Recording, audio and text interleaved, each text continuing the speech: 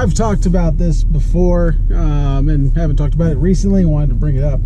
But every year I go out of my way. It's my goal in life to destroy my competition. It's the thing that really drives me and helps me set goals and figure out where I'm going, is to take on my competition and destroy them. You know, I'm connected to a lot of guys in this area. Some of you, or actually a lot of you, are probably subscribed to these guys like Carlo with the Cutting Force, and Bill with Billy Goat Lawn Care. And you know, I've even partnered with these guys on projects. Like I've worked with Bill many times, and I've worked with Carlo, I think, just the one time. And it's always my goal to destroy the competition, to leave them in the dust.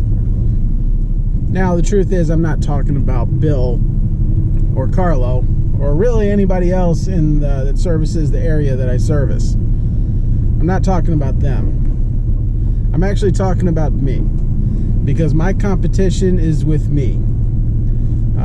I'm not really too worried about what other folks are doing. Maybe I should be, but I'm not.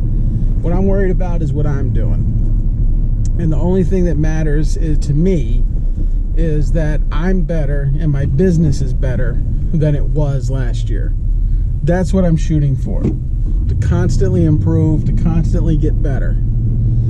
And I've done that every year that I've been in business. I started in 2015. Every single year that I've been in business, I've made more money than I did the previous year.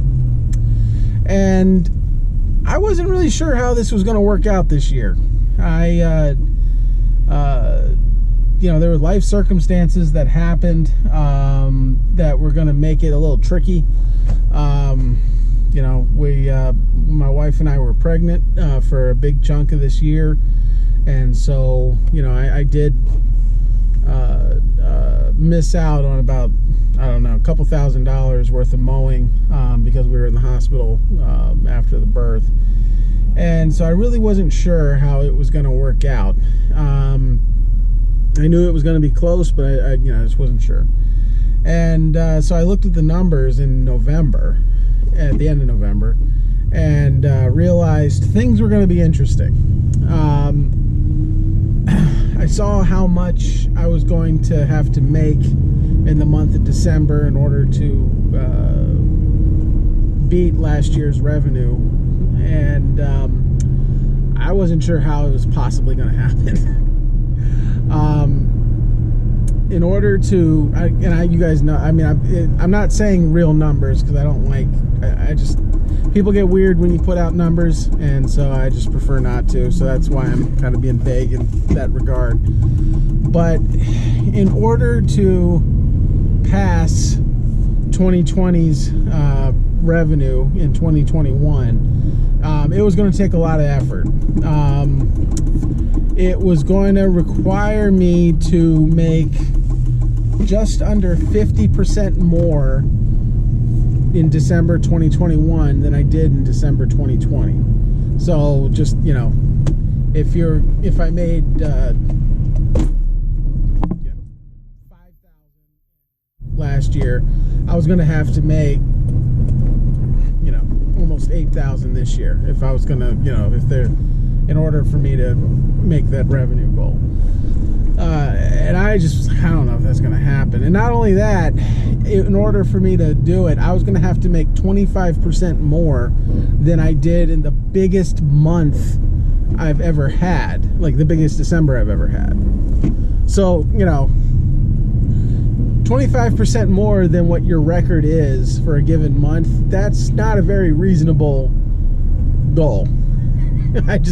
So I was like, I'm going to do my best, but I don't know.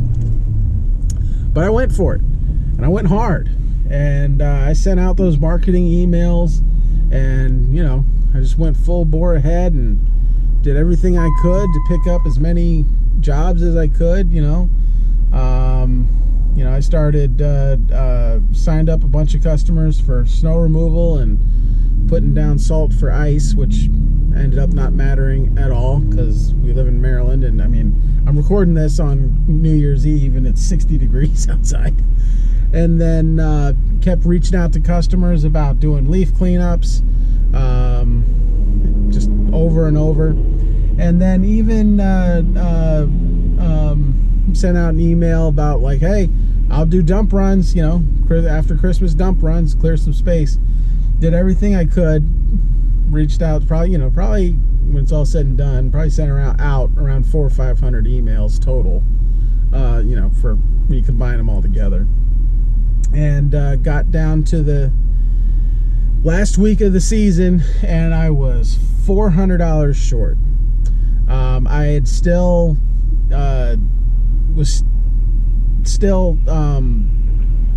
set my record. I had set the record for December. This was more money than I'd ever made in December, but I was still $400 short of passing last year's revenue. And then over the course of this week, I did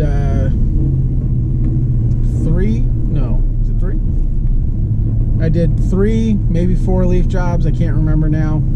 They were tiny, very, very tiny. But I did 3 or 4 of them.